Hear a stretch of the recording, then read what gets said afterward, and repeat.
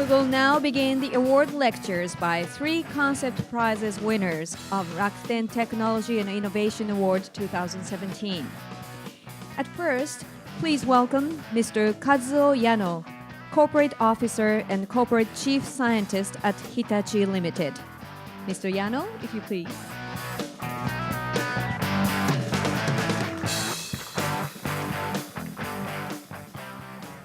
Thank you. It's my great honor to have this opportunity to talk about my work. And the previous speaker talked about from very deep natural language processing. I will talk about AI from problem side, what we need to solve now by using technology. And my talk is about artificial intelligence for happiness of people. Why we need AI? In the last 100 years, we have made the world by making repetition more efficient. But we are facing very different problems. Change, diversity, and risks, unforeseeable future. The strategy we used for repetition, making more productive work, is now doesn't work for this unforeseeable future. That's why we need something more. We have relied on a strategy called rule-based. What is it? It is based on our mission. We set rules, standardize the process, and make it as a system. And all people obey the rules, follow the rules. That's what we have done to make wealth of this society in the last 100 years. But we need new strategy. That is, we set outcome. What kind of numbers we need to raise. But the actions needs to be more flexible, not just following the rules. And so in this way, we are released from fixed rules. Something like yesterday, I drove in a road that was restricted by 40 kilometers per hour. But the road is wide, no cars there, except one, police car after my car. So I need to drive just 40 kilometers per hour. But that's our strategy of 20th century. This century, we should be more flexible by using the technology. The computer technology we imagine is just write the code and machine operate as it is written. But that is not for this century. We need to outcome-oriented, and that's AI will achieve by using massive data. In data, there is a variability and fixed pattern. And after this pattern, this will emerge, and this will lead new outcome, profit. And that kind of pattern can be discovered, but that will change. So if we human do those kind of pattern discovery, and use that rule for the coding, it will cost more than the profit. So by using AI, that whole adaptation process can be automated. And that's what we have done by using our AI. Start from, not from rule, start from objective, upper business objective, and we use limited data because our business data is not infinity, and we need to embrace the existing system. So by using existing system, we add on the brain called artificial intelligence, in our case, Hitachi AI Technology H, and set the outcome and operate as the outcome is raised. And this is our demo. And actually, the artificial intelligence is attached to this cable, and it is instructed to maximize the amplitude of this swinging robot. And also, it is allowed to, the AI is allowed to change the knee amplitude and gets a lot of data of motion and status. As the knee is bended at one timing, the amplitude gets a little bit larger or smaller. That is continuously learned. And as the first stage, the motion was quite random, but after 1 or 2 minutes, the amplitude gets a little bit larger and larger, and it acquires some skills by using this. Very simple and pursuit of the outcome and continuous and endless learning process. And just after 3 minutes or 4 minutes, it acquires a very good skill without any prior knowledge or any instructions by just using data and experience. And as you can see, bending knee here and stretching knee here, this is exactly what we do when we ride a swing. But this is not the end of the story. After we wait 1 more minute, the amplitude gets yet larger. What happened? As a matter of fact, and bending knee there and here twice in a cycle that we do not do. And because bending knee here gives us a sense of fear. But from a mechanical point of view, it is a very reasonable. And after showing this demo, many business customers tell me, I finally realized what. And but there is some percentage of always skeptical people. It seems like it's a very sophisticated swinging software. No. It's much more general purpose. And also, to demonstrate that, we unplug the cable from swinging robots to the horizontal bar robots. They are mutually very different from constraints and mechanical principle. So it started again from a very random motion, but this endless pursuit of the outcome and learning gives it some very good skill just after 3 minutes.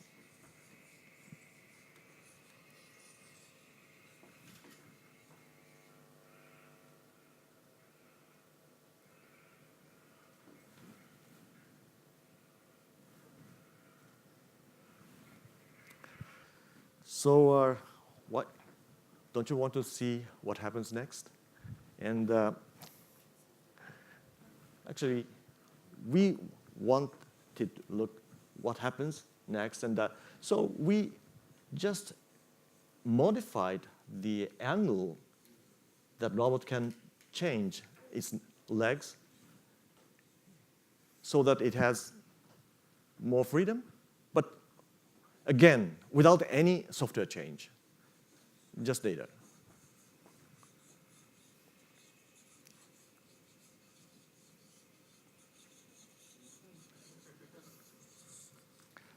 So this kind of making intelligence machine started in 1940s with these Alan Turing, von Neumann. They're inspired by species and animals and our diversified species on the Earth. But there are two approaches. One is inspired by brain and neuron. That has led to deep learning. Another important inspiration are from evolution on the Earth. The DNA as a software embedded in our cells evolved in the last 4 billion years, and just it looks like a very microscopic artificial intelligence. But both of them are quite different. Brain is very cautious because with failure, they will die. On the other hand, evolution, just breaking all the DNAs and combine them to produce next generation. It's very bold and approaches. And both of them combined will produce much better intelligence. That's what we have created for achieve best of both worlds, called deep learning. So combining many features, just like genetic evolution, and train them by just a neural net to reduce the loss. For discovery of a very unexpected factors, this technology has already been patented and applied in a variety of applications.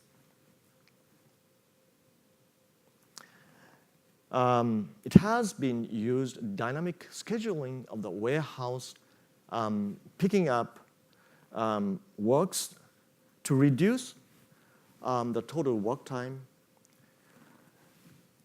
In the store, by attaching to the POS system to maximize the purchasing per customer. And here we have arranged the competition between human expert and AI. And human expert made actions such as placing some LED bulb in a different place. And actually, the AI proposed an action that placing an employee in one place in a store. It's quite unusual, but actually, human intervention didn't create any results, but artificial intelligence increased the revenue 15%. This AI technology has also applied to reducing the resources of electricity cost.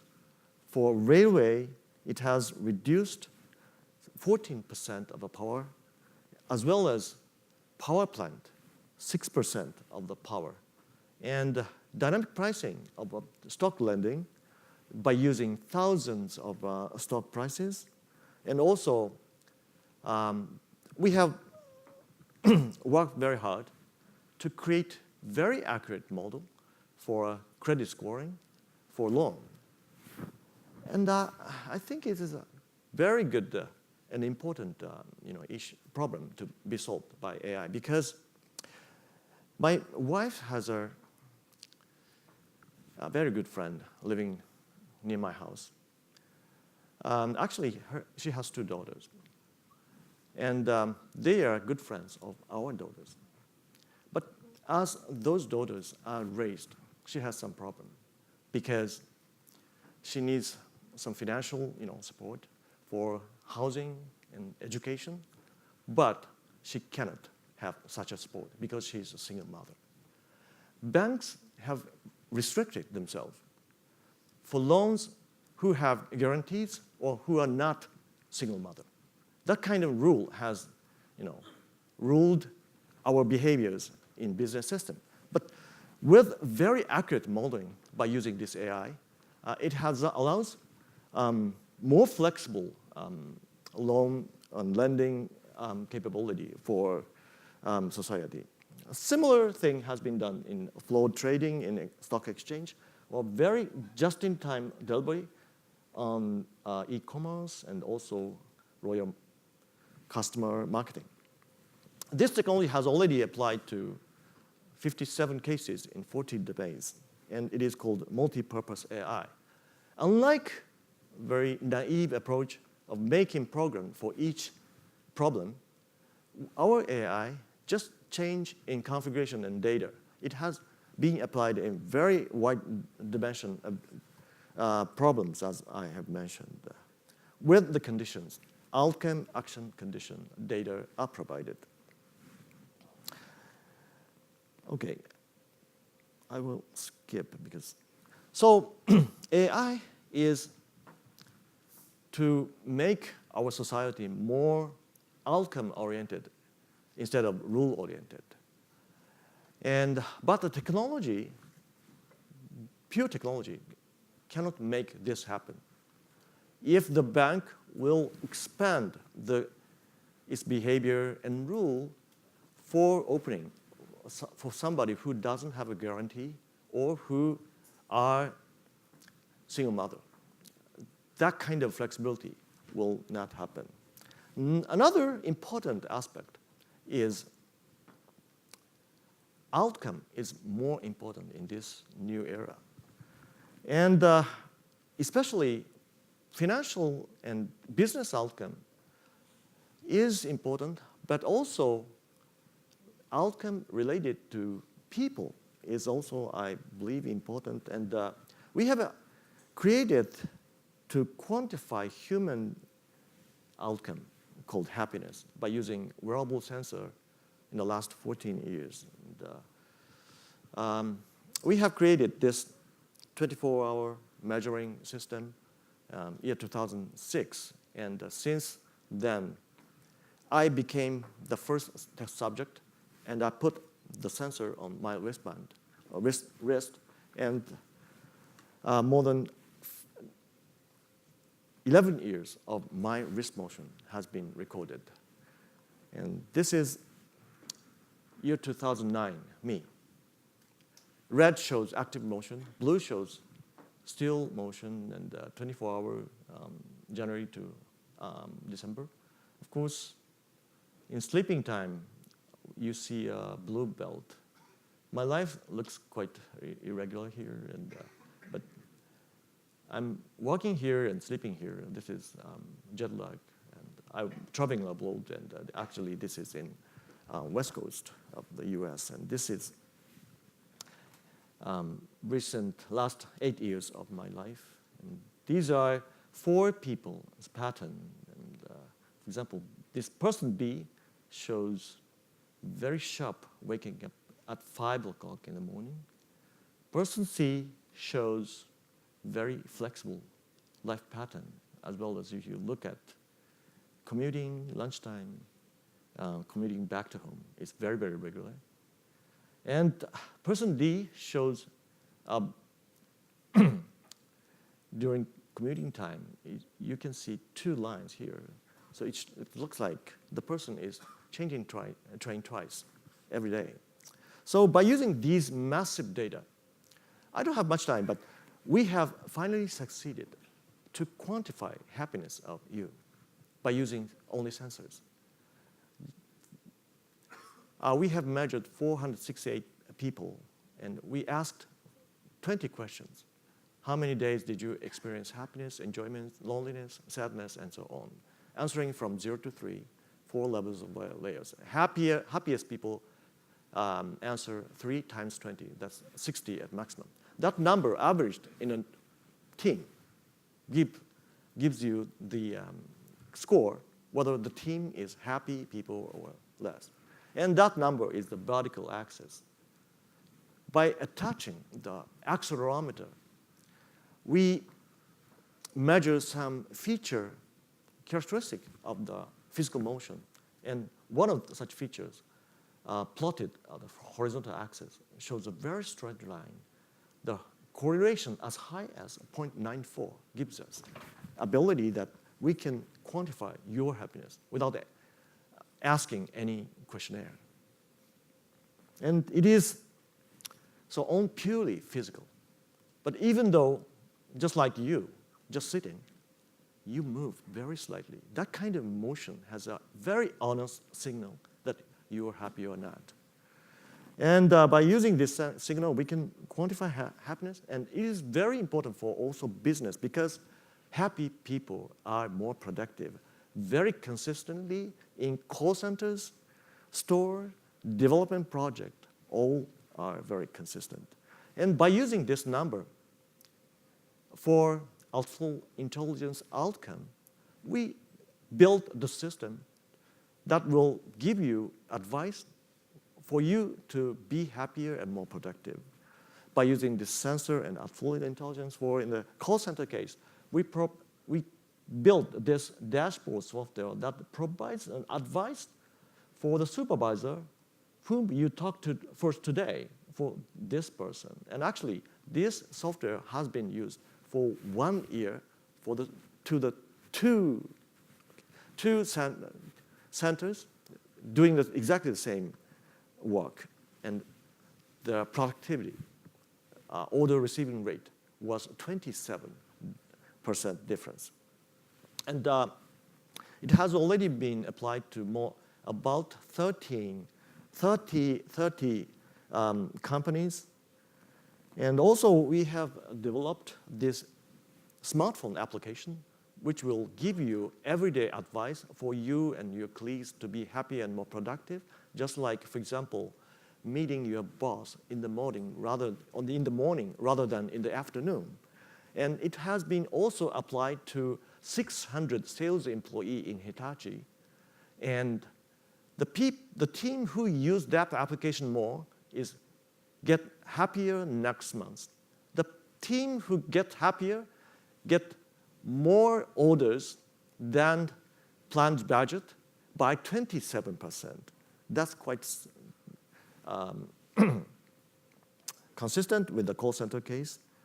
And also, recently we have announced that happiness measurement also be done by your smartphone without specialized sensor. So this service can be scaled for a planetary level. So anyway, finally I will conclude my talk. So artificial intelligence will not replace labor. Artificial intelligence will replace rules and rules-related practice in society and make you blossom at the place you are placed. We, in the last 100 years, diversified people aligned with the standardized process machines and computers. We are entering a new era where you, diversified people, will blossom based on your skills and strengths, and machines will align diversified you. That's a very tremendous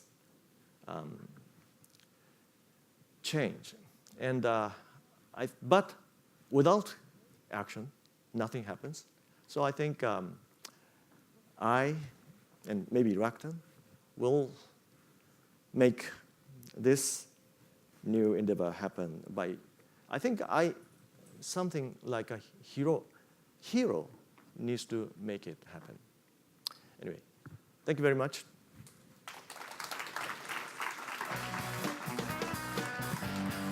Thank you very much, Mr. Yano.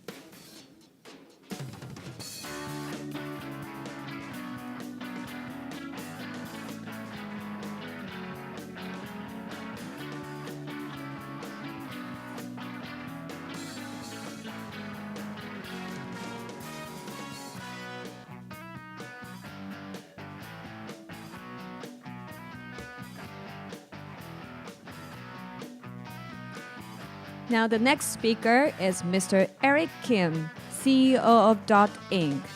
Mr. Kim, if you please.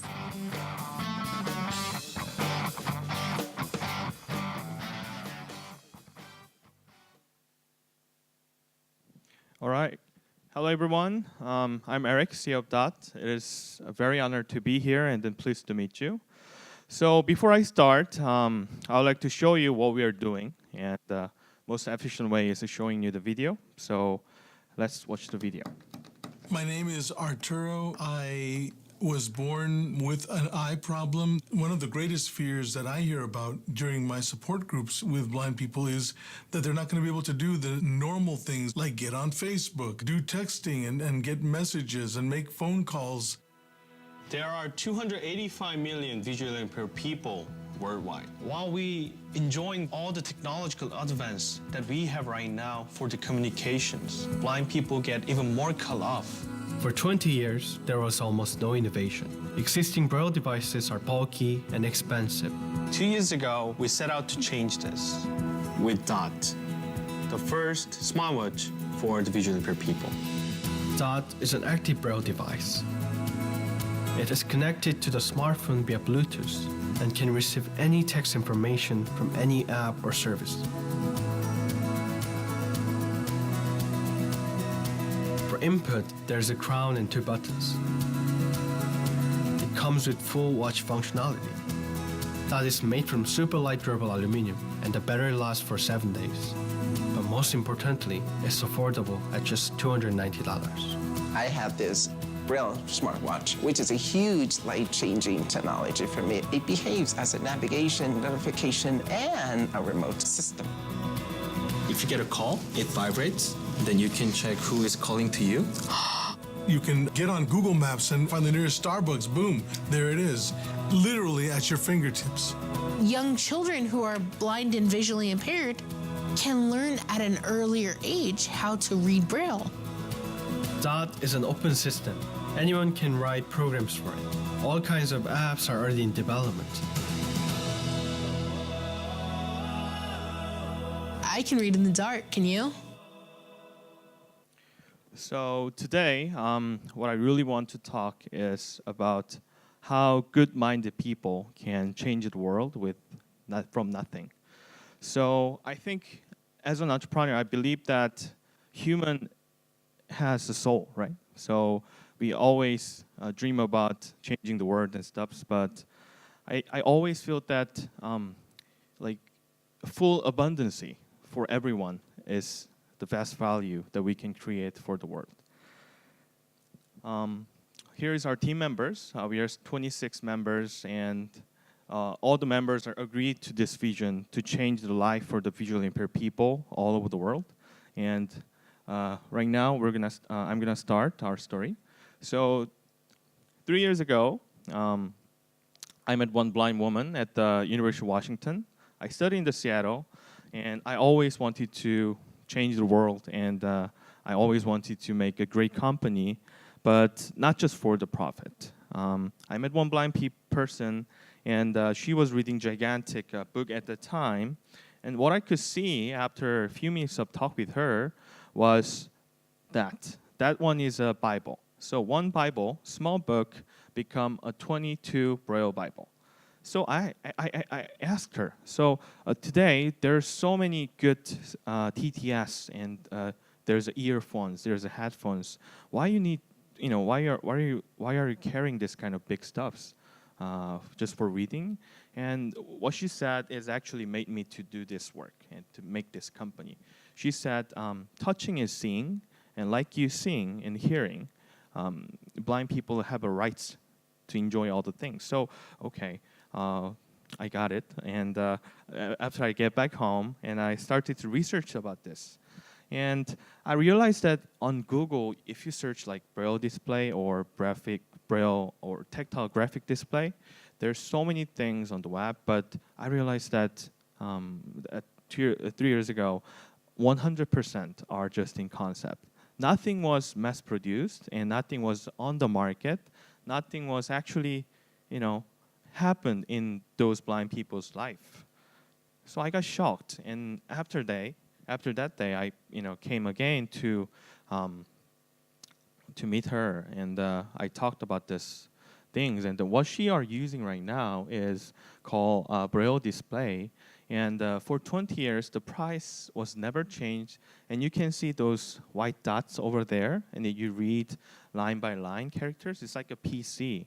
And the average cost and average price of that device is $5,000 at the time.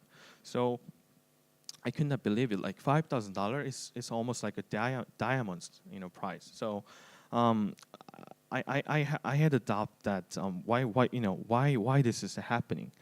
So I did a deep research, and I realized that two things.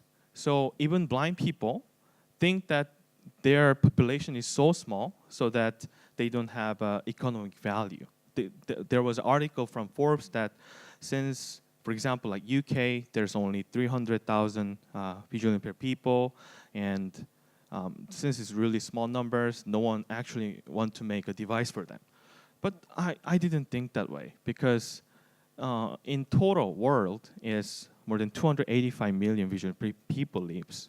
And at the time, Apple Watch was about to come, and I could see the Fitbit, which is everyone using right now, is come, and then they were the startup, hardware startup, and they make a great device to actually help global people. So I thought that if I can go global approach about these problems, I might able to help them in a good way.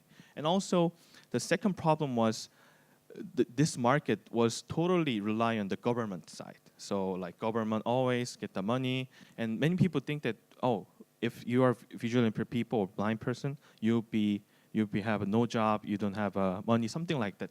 There's a stereotype of that. So but I didn't think that, because in my research, there's plenty of blind people already have a lot of jobs, and the great people are already happening, living all over the world. So I wanted to break that. So we started with really small things.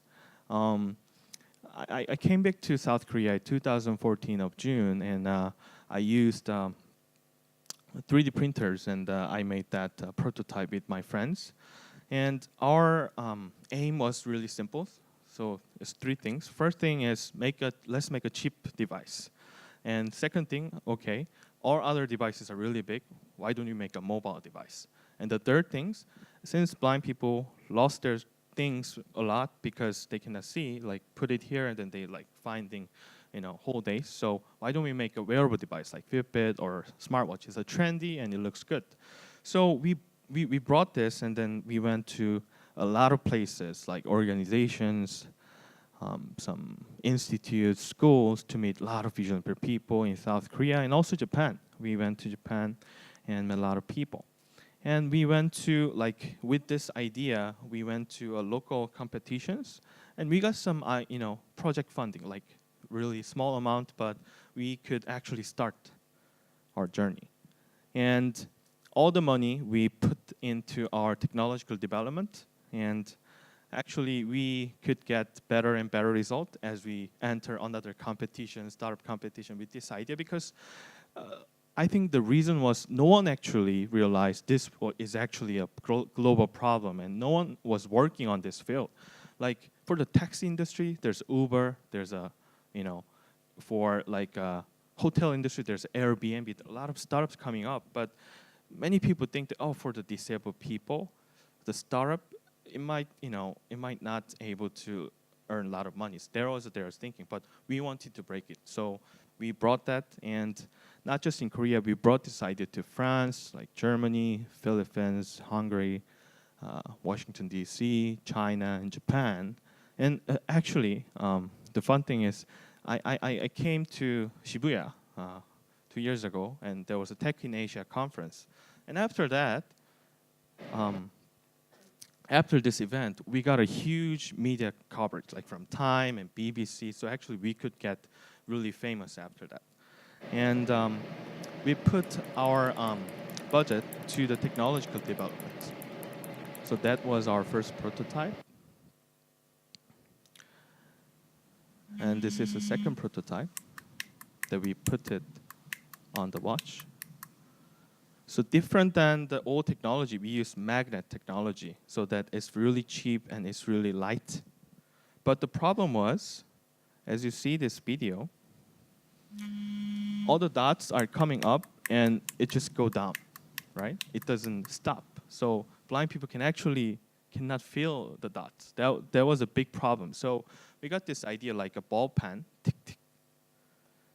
We made this as a pattern. So if you see the screen here, if you give electric signals, the magnet itself moves towards the left side, and it actually push the ball to the up, and the ball is kind of steady because the magnet is under it. So after this inventions, we can make this kind of things. So dot is actually not going down, so the blind people could actually read it.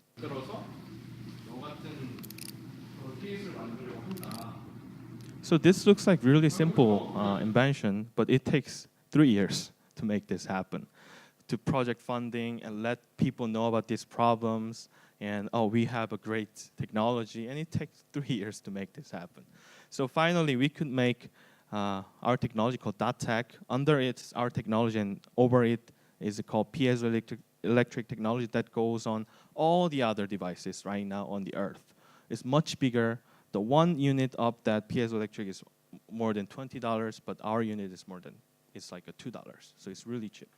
So we could achieve this goal that we could reduce the size and cost by 90%. And after this invention, we could raise some venture fund, and then we could make mass production facilities in South Korea.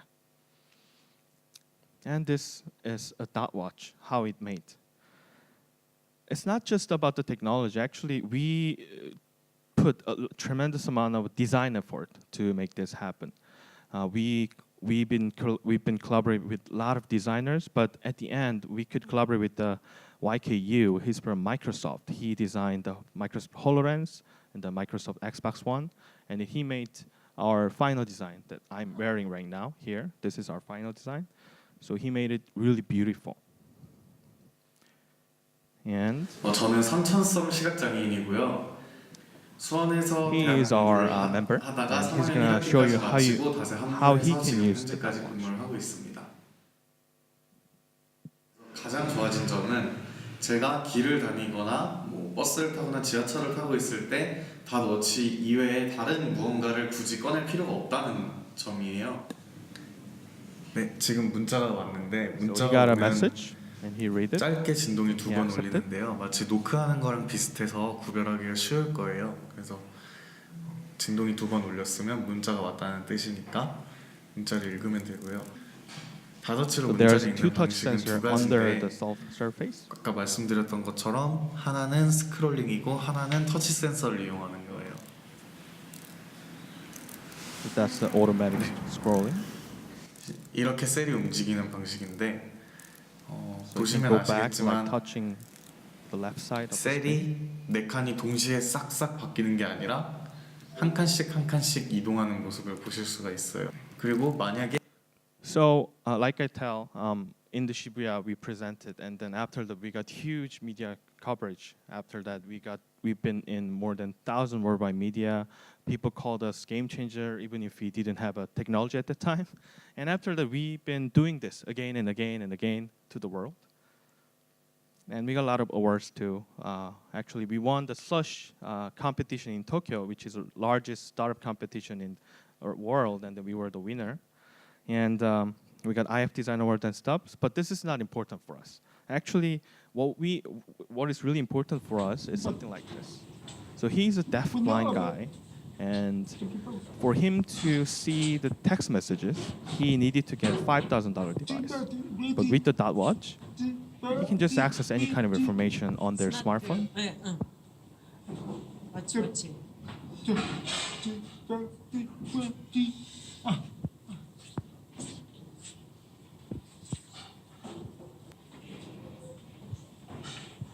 He was very happy about it. So what we want to achieve to doing this is actually not just making a good and cheap device. We want to make a beautiful device that disabled people can enjoy, like this, like an Apple Watch. So you can do a lot of things, not just reading time. You can read text messages, Facebook. You can do any kind of things. And we have a plenty of function that even if you don't know Braille, a lot of people don't know Braille, but you can access those Braille without just knowing Braille, like tactile sign. And in one charge, it lasts for 10 days. So lastly, I would like to show you that how blind people get and excited about our products. This is a moment that they first see our devices.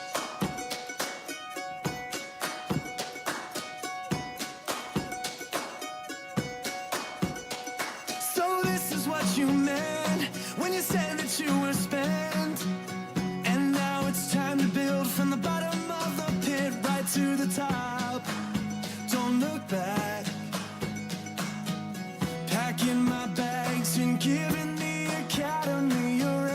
check.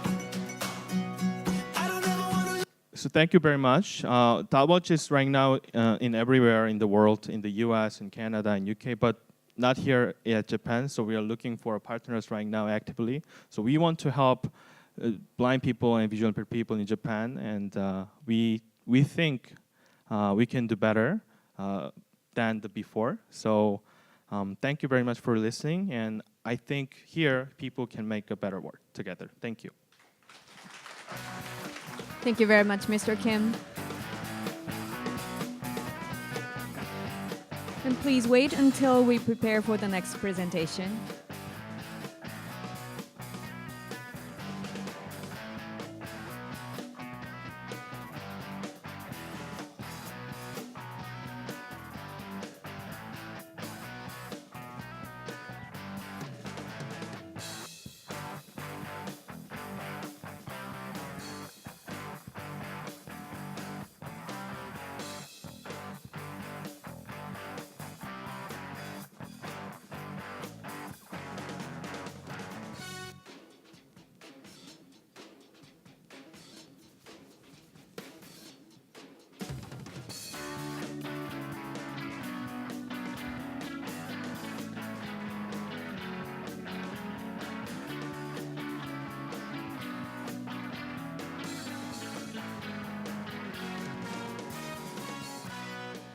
Thank you for waiting.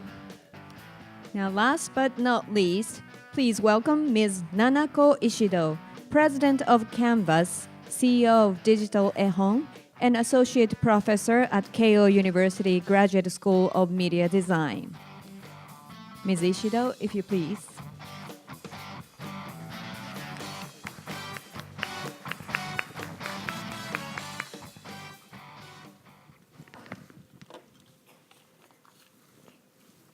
Hello, everyone.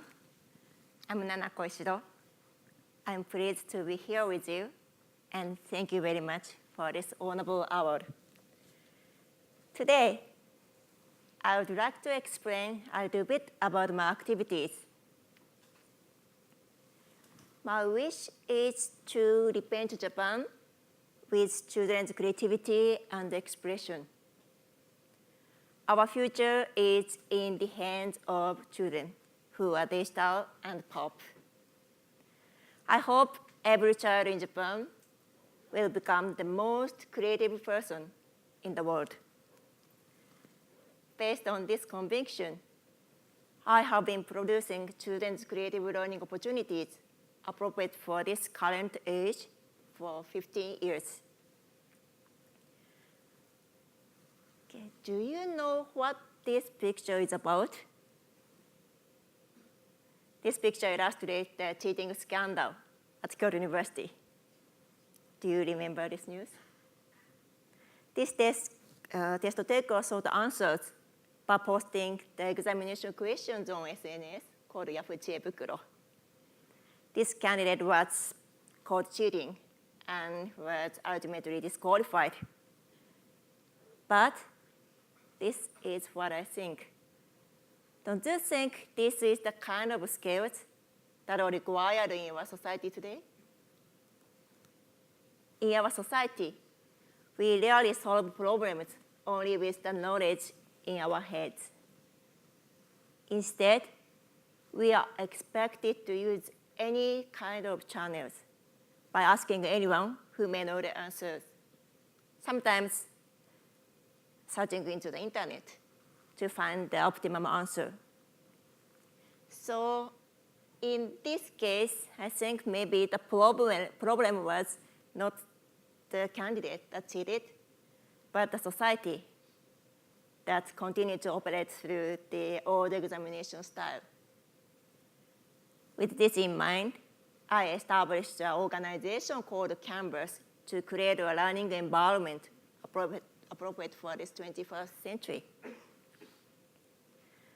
So I want to create learning opportunities for children, not education, but the opportunity to learn. Create animations, movies, music, robots, and local newspapers. What you see on the screen is our annual workshop event called Workshop Collection, where children across Japan come together and express themselves through workshops. 150 workshops are gathered all around Japan, and 100,000 children participate in the two-day event. I think it is the world's largest children's creative event. Conventionally, gaining knowledge was what mattered. Unidirectional knowledge transfer from teachers to students was effective for industrial society. However, those days are over. Nowadays, we select what we need from the massive sea of information available and reconstruct and create new value out of it. This is the kind of scale that is now relevant. Competencies required for children who will live the future. I believe these are creativity and communication skills that will never be replaced by computers. Throughout our workshops is the underlying theme of creation. Seeing and listening get generally carried out everywhere, but at our workshops, children themselves engage in creation process through communication. They are like a festival of creativity and communication. We have been delivering proactive, collaborative, and creative learning through workshops all around Japan, and 500,000 children have participated in the first. Children who participated in the workshop became completely engaged in their work, and we saw genuine sparkling smiles emanating their joy. They were not forced, but were self-driven to create their own works.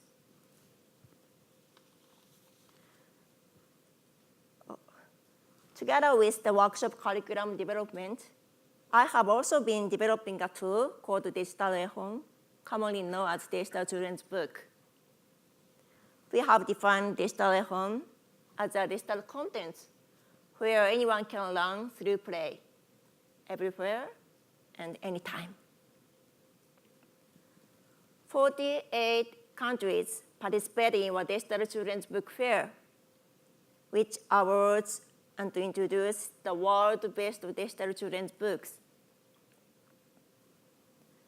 This event has developed into one of the largest digital books fair in the world.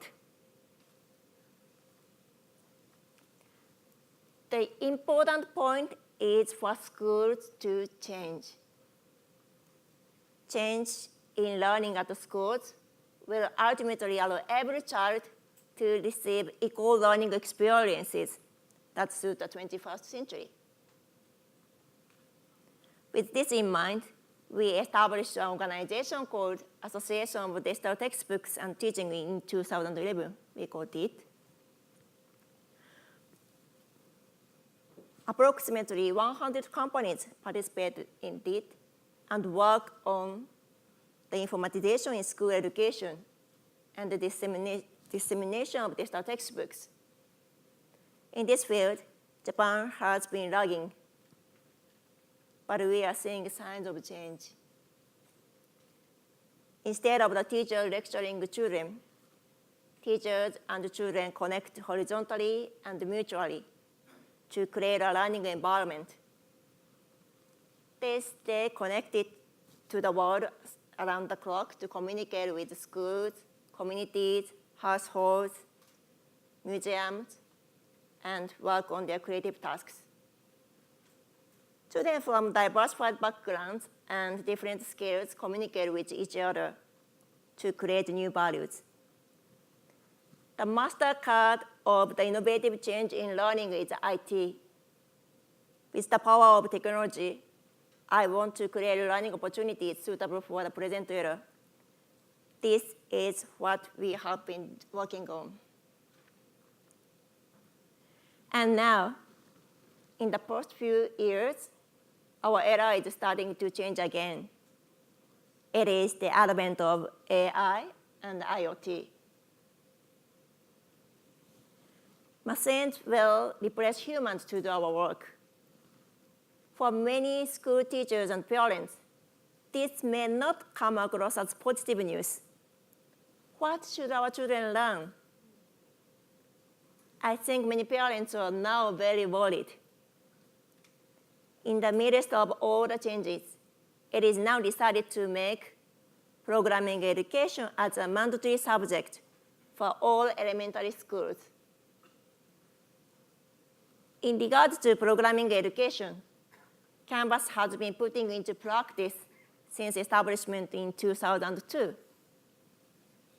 From 2011, foreseeing this change, Canvas has been working toward establishing a platform to deliver programming education to children across the country.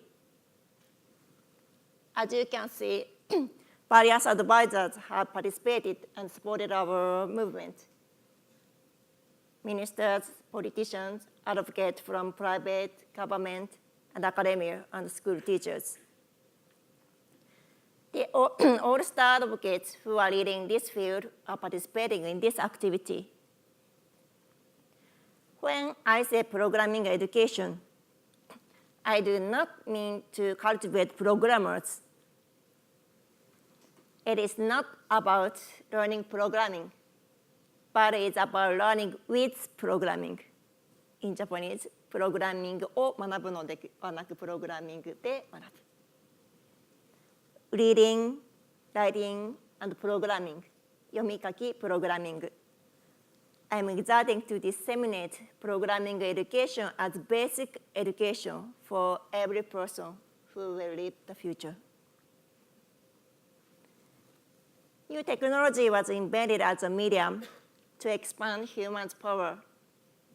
Cars, airplanes, rockets, and mobile phones were developed out of desire by people who wanted to fly in the sky, people who wanted to land on the moon, and people who wanted to talk to those in remote places. In all ages of the past, dreams have always created our future. Those who continued to pursue their dreams from childhood ended up realizing them. Many children have now started to make full use of technology as a tool to limitlessly expand their powers. They can now access to any knowledge in the world. They can share their ideas worldwide. They can collaborate with each other from around the world. They can realize their ideas. I think many jobs may die out when our children become adults. But children who have acquired the latest technology will probably invent new jobs and a new society. So where do the adults stand? I think the only thing that we adults can do is to provide an environment and the tools for children to be able to take a full swing. I have a motto. It is imagine and realize. This is a phrase that I learned at MIT Media Lab, where I once used to belong. Significance lies not in imagination, but in realization. What you imagine inside your head needs to be realized in the real world. So I want the world to enable kids to do just that. In such a world, I believe that kids will be able to unleash their creativity with sparkling eyes for years to come. So encouraged by this award, I will continue to do my very best. Thank you very much.